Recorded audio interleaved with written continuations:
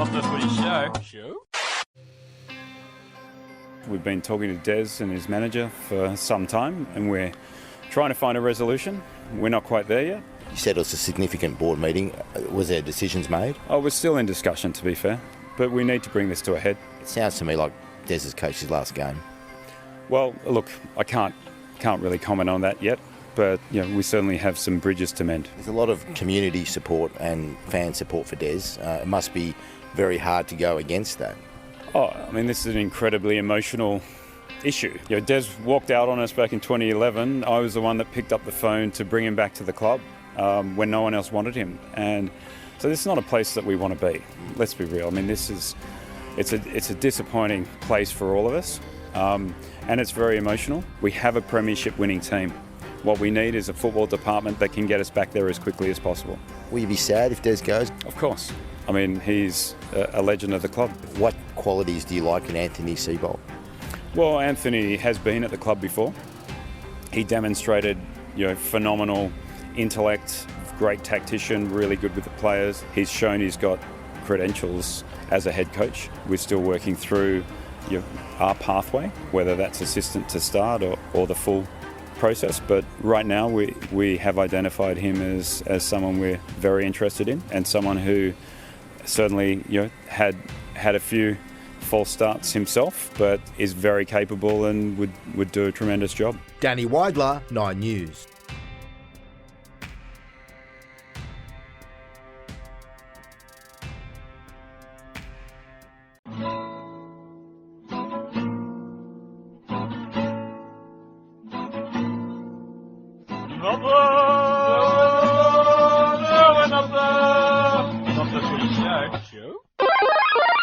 Forward sizzle. There's one club, and I'm sure he's already gotten the phone to the management. As if Gus Gould hasn't made phone calls. Oh, the great Gus Goulding. You had Tom Trbojevic at fullback and Jake Trbojevic in the Canterbury pack. It's just a no-brainer. There is no way known Gus hasn't already put the feelers out. But now, before I ask each of these boys to whisper their secret, let me say that I know that long after I have retired and I look back on this show, the memory of this secret will always be one of the brightest ones in my whole entire time. Oh, have we got secrets? I'll tell a man that much. Welcome to the Recruitment Whisperers, not the Footy Show.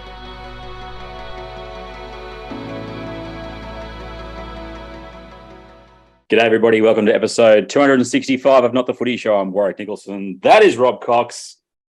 Rugby League, Cocksmith. It's the game that keeps on giving, because not only have we released the first episode of the Recruitment Whisperers, but the topic that you brought up on episode 1 of the Recruitment Whisperers has already come to a head, because Des Hasler gone. Mate, it's like a soap opera for men, isn't it? It's wonderful. It's the gift that keeps on giving. NRL in the off season. Desi gone. I sent you the link of Scott Penn's comments to the dart thrower a couple of days ago. Did you watch it or not? No, I read the comments. So. Okay. Well, essentially, Scotty Penn, not enamoured with Desmond, is the way I'd read it. Scotty Penn thinks that the club's done a wonderful job of recruiting premiership-winning talent, so he's not a fan of Desmond. And somehow, in amongst all this, Scotty Penn has been drinking the bathwater of one Supercoach Seibold because he thinks he's a genius, Cocksmith. How has this happened? The story's not about Des. People, if you've tuned in to Recruitment Whisperers number 2, this isn't about Desmond. This is all about Supercoach Seibold somehow convincing a fine, upstanding citizen that he can coach, because he's just walked into a plum gig after basically butchering the Broncos job. Well, yeah, mate. I mean, look, there's not too many blemishes on his record at Souths, other than not really having a game plan to beat the Roosters in a semi-final. But then he went to the Broncos, full of bravado, and he was going to win a premiership. And how long did he last? Was it 1.5 seasons? Yep, 38 and he was games. Speared. How many did he win of those 38, mate? 14. He was 11, 14 13 from and 1. 38.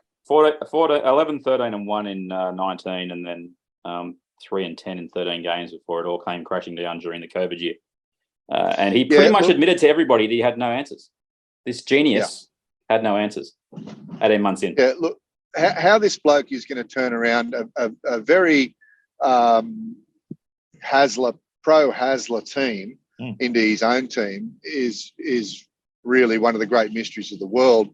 How he's going to turn around the Trbojevic ship and get them heading in the direction where he wants them to go is going to be a miracle in itself. I don't know. I don't know what Seibold says. All I can say about Seibold is that seemingly he has a great boardroom game.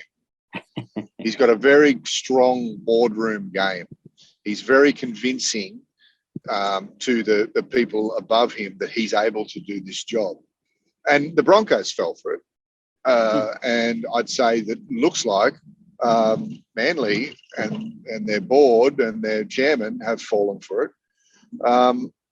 So good luck, Manly, because, I'm not seeing a pretty end to this. Yeah, because as I opened with it, the story is Seibold here. It's not Des. But the fact with Des is that he squeezed what he could out of this group. They had their run last year, and it came apart in the semis, which the way they'd been playing, it can unfurl in the semi-finals. You can't play up tempo all the time, and that's what happened to them last year. They basically fed off Tommy the whole year. Didn't have Tommy this year, and the lack of adventure, I guess I'd say, in changing things for Desmond probably caught up with him this year in this off-season, and probably towards the back end of the year. I think lost 7 in a row. They also lost to the Dogs after leading 16-0 in the last round. We may have said it off air, but that was pretty much, I thought, the end of Desmond at Manly. He couldn't get up for that game and show some respectability at the end of the year. And now the situation was that we got told that Seibold had basically been said, "We've got you a gig at Manly. Come back." Apparently, he's coached at Manly before. I didn't know that. He must have been on assistant. When was he assistant? To Baz. Okay. So back Barrett did amazing things at Manly. They did so well. That little duo, Seibold. Well, he's just, in that case, it's Seibold just following in old Trent's footsteps, because somehow Baz got another job after that, and now Siebes has got one.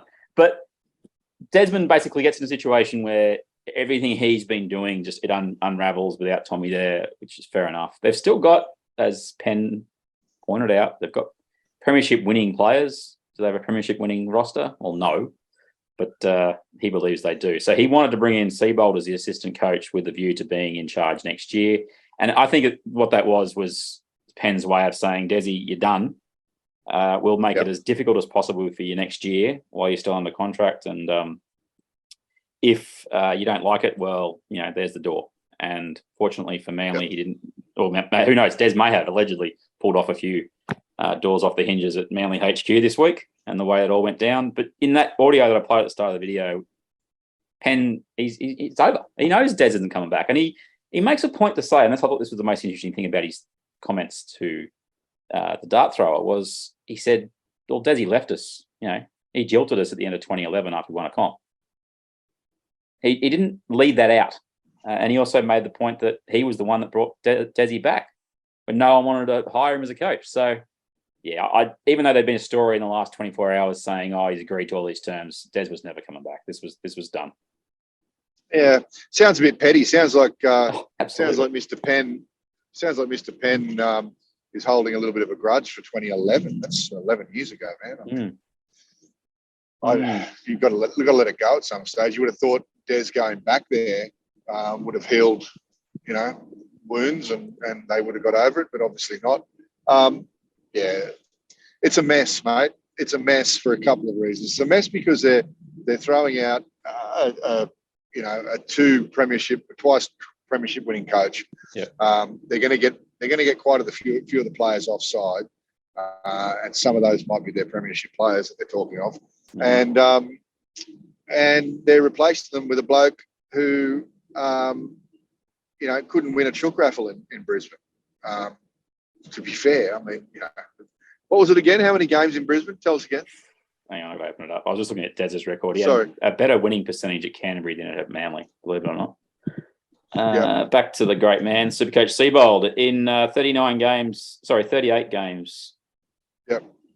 He Yeah, won 13 or 14. 14 wins, 23 losses, 1 draw.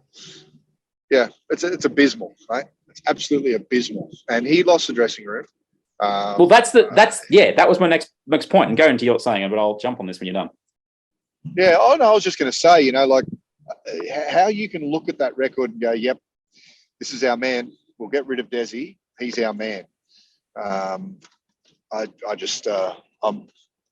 in disbelief today about that.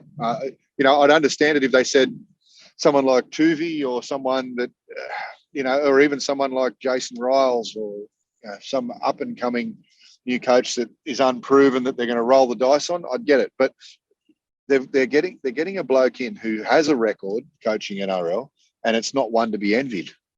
So yeah, I'm at a loss, mate. Well, one of the words that Penn used was he's great with the players. Okay. I'm sure his relationship with the South players was fantastic when he left them after a year. I'm sure they were stoked. You saw how much they loved Wayne Bennett when he turned up. It's like, you might stick around for a little while.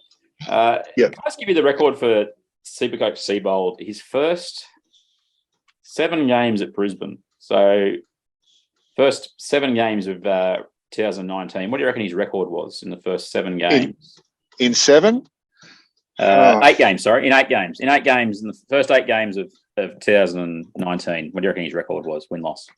Jesus, this is a win-loss, I'd say. Have a guess. I mean, I've 2 and 5. Well, that's only equals 7, not 8. So it's 2 and 6. I thought you said 7. I did say 7 initially, but I can't count. He beat Cronulla and he beat North Queensland.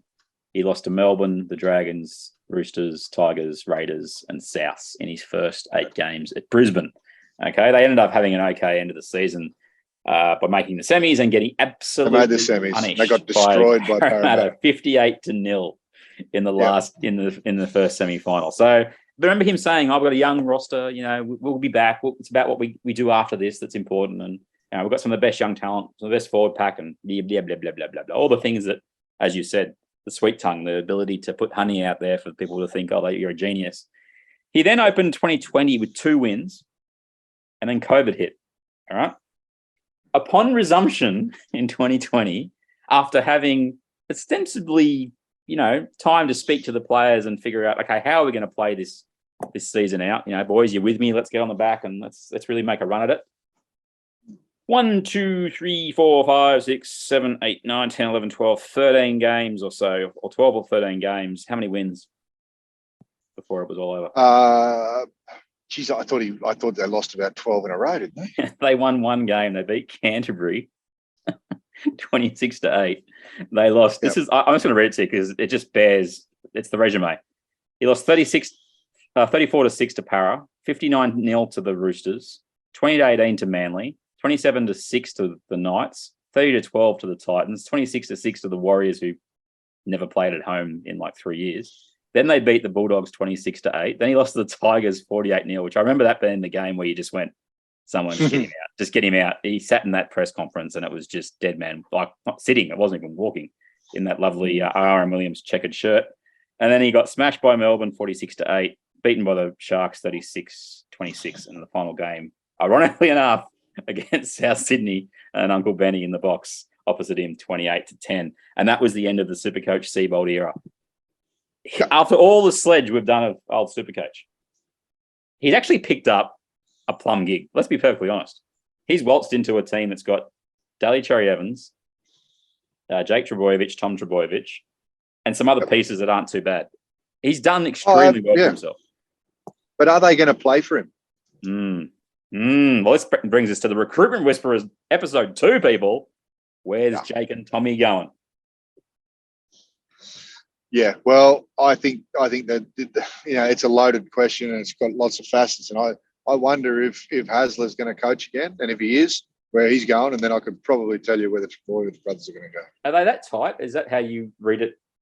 That they're really, really, really tight? I think so, mate. I think so, but also they were, but not anymore. So. I don't know about that.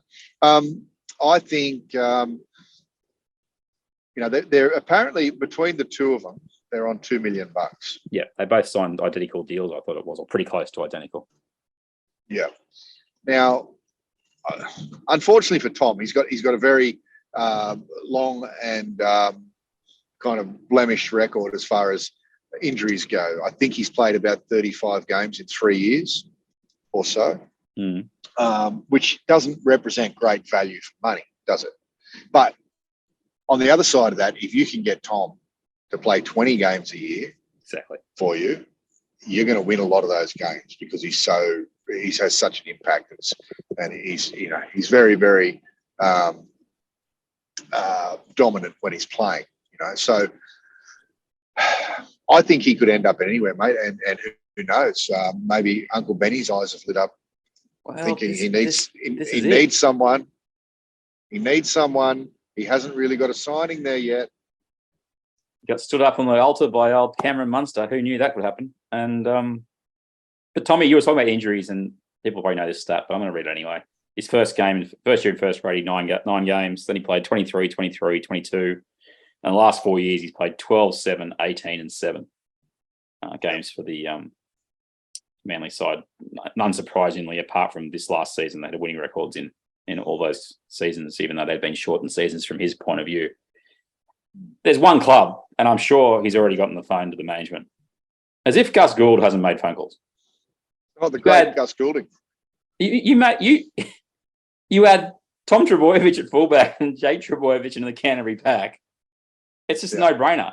There is no way known Gus hasn't already put the feelers out. Because if you remember, there was a certain Super League war that happened, and Gus did all the right things. We spoke for the establishment, and this is all wrong. People playing for heaps of money and yada yada yada. We're just gonna, we're gonna fight against corporate greed and all this kind of stuff. And then just quietly on the side, Phil Gould convinced Brad Fittler to leave the Panthers and come to the Roosters.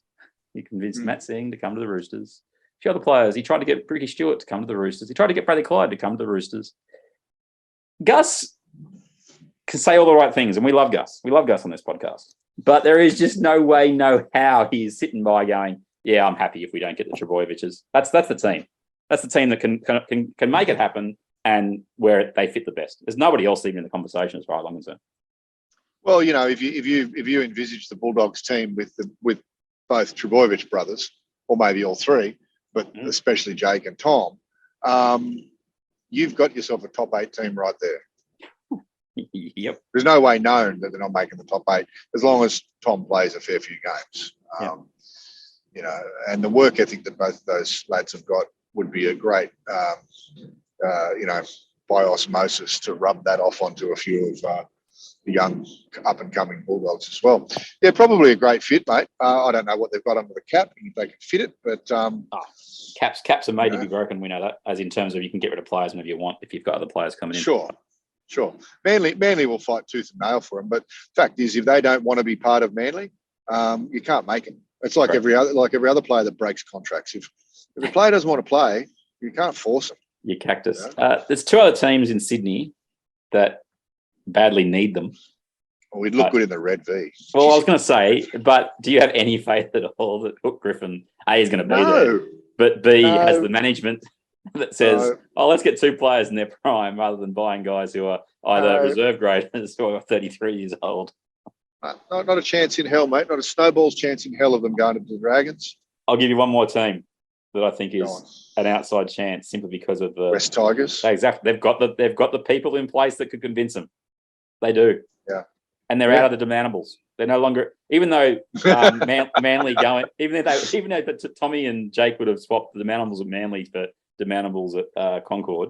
Now there is actually there's a legitimate centre of excellence there now. They're the team that they could make it happen. They really could. And it's, how shifty is Sheensy? Because we know he is. We know he's got that. And Sheensy could convince them. I'm sorry, Tigers fans, to get your hopes up, but you're in with a shot. If they hit the free agent market in any form, this is something that Timmy will make happen. He will make every opportunity there. He'll do exactly what Gus is going to do. They'll be on the phone already. Yeah. Well, another good fit, mate. And there's probably a bunch of clubs that would want them, but I think those 3 clubs there are probably the ones that could use them the best. Yep.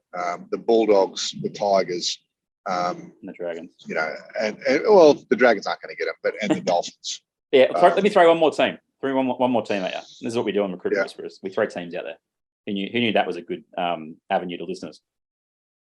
If South Sydney decided that Latrell was too much trouble and Cody Walker wasn't worth the money, they could get both of them. Russell Crowe could go. They're not letting Latrell go, mate. I don't think. But what happens if they let Cody walk? Well, that if wasn't Cody a walks, pun, by the way. no, if Cody walks, I mean, Latrell Ben might be on the way out. Just They're saying, pretty tight. because Cody's 33 this year. Yeah, he's not young. Just saying, it's interesting. There's nobody else that even comes close in the whole discussion. As much as we'd love to link the Roosters there, somehow, imagine, I guess he can play centre, Tommy. They've got about 17 fullbacks. They'll be fine. But that's the whole situation with Manly. Hope you enjoyed that, because we've got a couple of really big newses. Is that the right word? Newses. Other bits of whisperers. Newses. Danny Levi signed for Canberra for 2 years, as Ricky pretty much says, Tommy Starling, you are not my guy. Thoughts? Well, the first thought is Danny Levi is going to become the modern day Phil Blake pretty soon. He's played for a lot of clubs. And secondly, I don't know if Danny Levi is your man, Ricky. He's only 25. Not sure. He's not. I know, he's not old. I don't hate it from a depth point of view. As far as I'm concerned, if you can have someone who can play first grade, not a bad thing to have on your roster. Sure, he wasn't expensive. We've got another kid called Adrian Trevelyan, who got a taste last year, or this last season, but then injured most of the rest of the year. My read on it is that Ricky doesn't think Tommy's absolutely his guy, and from his use of him in the last couple of years, it's not exactly unveiling, an atom bomb or something in terms of development from me. The other one is that he doesn't think the young fella is quite ready to play first grade. So I get the move from a Canberra point of view. The other bit of whisper going around is they've actually signed 5 Dragons juniors. Did you see this little article? Did not see that one, mate. 18-year-olds, and apparently all the people in the Illawarra who have seen all these players leave are absolutely ropeable that they've been poached. So give it a few years and we'll see if that was worth it. Aaron Pene signed a massive deal with the Warriors after about 10 minutes off the bench for the Storm. Craig Bellamy's a genius. He knew he couldn't keep him last year, so he let him walk. And then he gets him back. He'll get him on a bargain deal. They need another front rower. They get another front rower. He'll be on nothing. And he gets the player basically back without really much of an issue in terms of development. Bellamy, just these coaches know what they're doing, don't they? Yeah, well, we've seen this a couple of times with Bellamy, lose a player and get him back. The players dead set like him. I mean, there's not too many players that walk away from Melbourne and then, get stuck into bellyache. They want to go. They want to be there, but either they get squeezed out or something else happens, a lifestyle change. Mate, he's a legit genius. He is. So this will be his last year, possibly at Melbourne, until he changes his mind for the 15th time. But Aaron Pene back until he goes to them. Until he goes to the Broncos. You heard it here first. Seibold will get another chance. What are you talking about? Jordan McLean, fresh off the press, has just signed a 1-year deal with the Cowboys to stay there. I would imagine it's on a lot less money than what he signed to go there in the first place. Would you agree with that? Yes. Yep. Yeah, I don't know what he signed on for in the last one, but this one will be for less for sure. A couple other bits of news that we just missed on the last episode of the Recruitment Whisperers. Sean Lane signed a new 3-year deal, taking through the end of 2026. Jacob Arthur and Sean Russell both re-signed. Jacob Arthur, the grand final hero, and Jack Murchie has got a 2-year deal at Parramatta. He's good on you, Jack. He could fill that 17th man role. I don't think he's going to start for him, but you got to add some depth at this time of year. You get the ones that haven't quite got deals of any length, and you go, who can just add them a squad? And I'd say that the Jack Murchie deal, the Sean Russell deal, but the Sean Lane, great pickup. Oh, great hold on for them, Parramatta, given they lost Isaiah Papali'i, who's definitely gone. Well, now, wasn't there a couple of late additions to the World Cup as well, mate? Didn't Mitchell Moses jump on the bird and fly over there for Lebanon? Yeah, I thought he was in the squad originally. There's some interesting ones. We'll talk World Cup in the next pod. We'll do a very quick pod, just our views on all the teams except for Australia, because we gave you a pod before, and we've had, by popular demand, people want to know what we think about New Zealand in particular. So we will wrap up the Recruitment Whisperers here. This is episode 265. That's been Robb Cox. I've been Warrick Nicolson. Hope you've enjoyed it. This is a new kind of format where we actually talk about things with a realistic viewpoint, except for the fact we've basically linked all the Trbojevic Brothers to the 15 clubs in Sydney. Classic tabloid media. You can grab the podcast obviously everywhere where we do podcasts. This is why you're listening to it now. We'd love a review if you've got one. And we will speak to you on the next episode, which will be 266, which will be more World Cup, because that starts on the weekend. Cocksmith, takes out. Absolutely. Have to say. Not the Footy show. You've been sleeping over there? Pepsi.